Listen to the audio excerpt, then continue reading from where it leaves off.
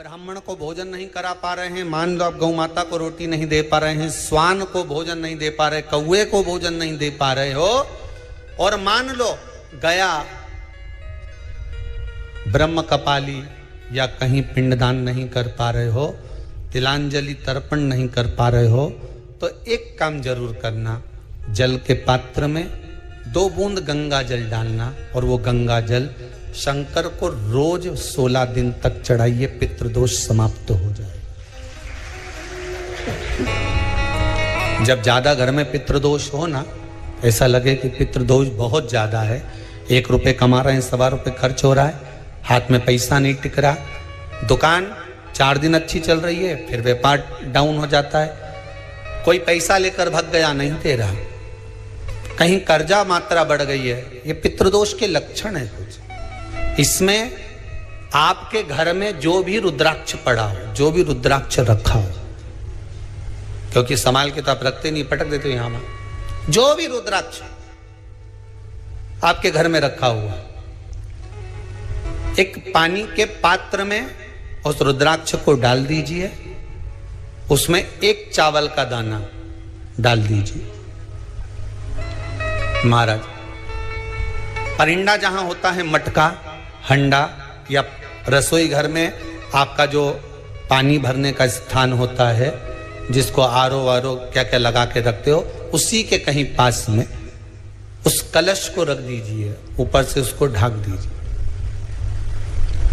शाम के समय, सुबह रखा 10 बजे से 12 बजे के बीच में, शाम के समय प्रदोष काल में भगवान शंकर का नाम स्मरण कर कर, ओम नमः शिवाय बोलकर, श्री शिवाय नमस्तुभ्यम बोलकर, या महामृत्युंजय मंत्र का स्मरण कर कर, या गायत्री मंत्र का स्मरण कर कर, जो मंत्र आपकी बुद्धि में, विवेक में समाहित हो, उस मंत्र का नाम लेकर राम कृष्ण हरि जो बोल सकते हो, एक घी का दिया अवश्य प्रज्वलित करें, लंबी बाती का।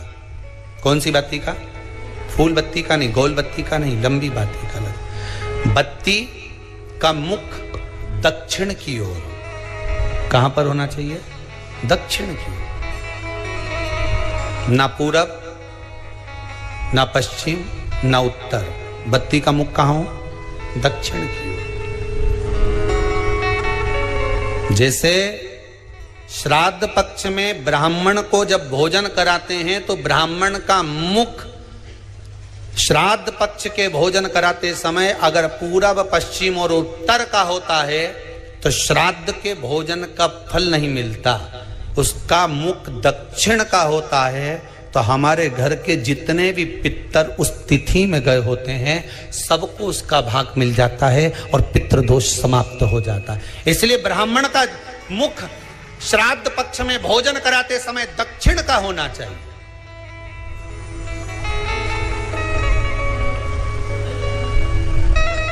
ब्राह्मण का मुख दक्षिण का हो।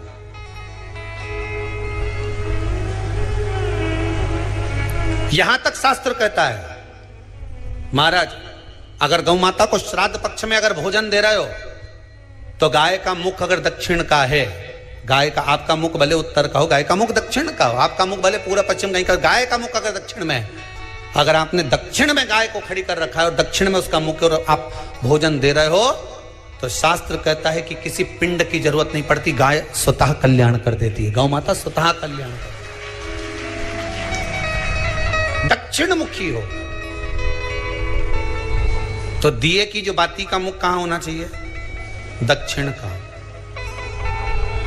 और दक्षिण का मुख हमारा जब दक्षिण का मुख हो, दक्षिण की ओर बाती हो महाराज, तब दक्षिण की बाती जलाने के बाद में भगवान से वहीं पर प्रार्थना करें।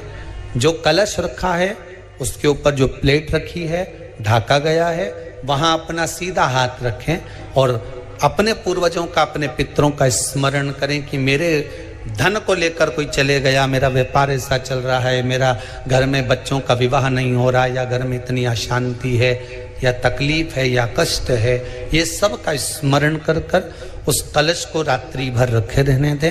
सुबह स्नान आदि करने के बाद फिर एक घी का दिया दक्षिण की ओर लगाकर सुबह 10 बजे से 12 बजे के बीच में उस जल को शिव जी को समर्पित कर आ जाएं और वो रुद्राक्ष लेकर वापिस सजाएं। महाराज वापिस सजाइए, उस रुद्राक्ष को अपने घर में रख दीजिए।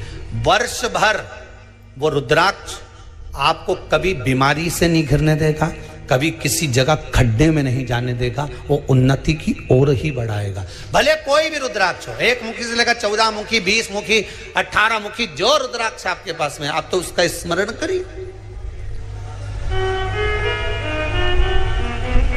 आप उसका स्मरण करें।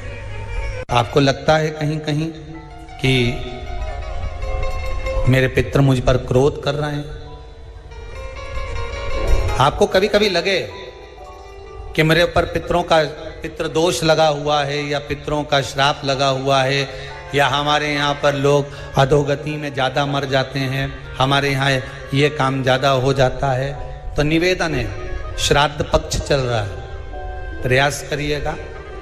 एक चावल की कटोरी में, कटोरी के अंदर थोड़ा सा चावल रख लीजिए कच्चा, उस चावल की कटोरी में एक बेलपत्र, थोड़ी सी दुर्वा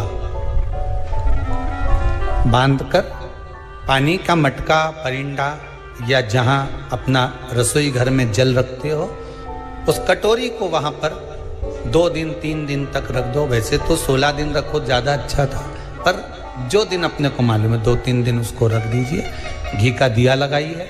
3 दिन के बाद में उस दुर्वा को, उस बेलपत्र को शिव बाबा को समर्पित कर दो।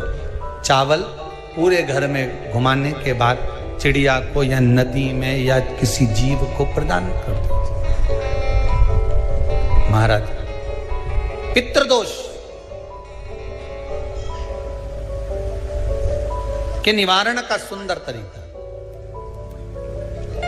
कल आपको वो काम नहीं हो रहा है, बहुत दिनों से आप प्रयास कर रहे हो और काम अटका पड़ा हुआ है, तो प्रयास करना। जल के पात्र में थोड़ा सा शहद, गंगा जल उसमें डालकर, ये जो श्राद्ध पक्ष चल रहा है, जिस समय पर, जिस श्राद्ध पक्ष के अंतर्गत, श्राद्ध पक्ष में एक पात्र में जल लेकर उसमें थोड़ा सा शहद, गंगा जल डालकर भगवान शंकर को कुंदकेश्वर महादेव के नाम से, कौन से महादेव?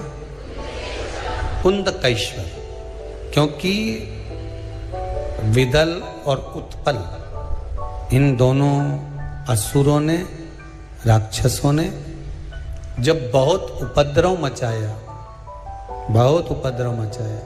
अब ठीक है, जब बहुत उपद्रव मचाया, तब माता जगतजननी के कहने पर कुंदुक का प्रहार कर इन दोनों राक्षसों का संहार करा था। तो शिवजी का नाम कुंदकेश्वर पड़ गया था। क्या नाम पड़ा था? कुंदकेश्वर। कहते हैं बहुत बांधाओं में जब व्यक्ति पड़ जाता है, बहुत बांधाओं में जब व्यक्ति चला जाता है, कुछ ना कुछ समस्याओं में जब व्यक्ति फंसा रहता है, पड़ा रहता है, तो कुंदकेश्वर महादेव का स्मरण करना चाहिए। एक प्रयास और करना, छोटा सा प्रैक्टिकल करने में क्या जाता है। दुकान पर ग्राहक नहीं आ रहे ना, आधा घंटा हो गया कोई ग्राहक नजर नहीं आया, फालतू बैठे हो ना दुकान पर, जब ग्राहक नहीं आता तो फ्री हो, तो एक काम करो, कोई भी जरा सा हाथ में पानी लेकर कुंदकेश्वर महादेव के नाम से 51 बार, 21 बार बोलकर, 11 बार बोलकर वो पानी को दरवाजे पे छीट दो। आधा घंटा, ज्यादा से ज्यादा 20 मिनट, आधा घंटा 30 मिनट नहीं लगेंगे और ग्राहक प्रवेश करना प्रारंभ करें। प्रैक्टिकल करने में क्या जाए। अब ई में कहीं घटा तुम्हारा कि पानी घट गया, कि बोलने से, कुंदकेश्वर महादेव का नाम लेने से जीवान घट गई, कुछ घटा? फायदा तो तुम्हारा ही हुआ। कुंद का ईश्वर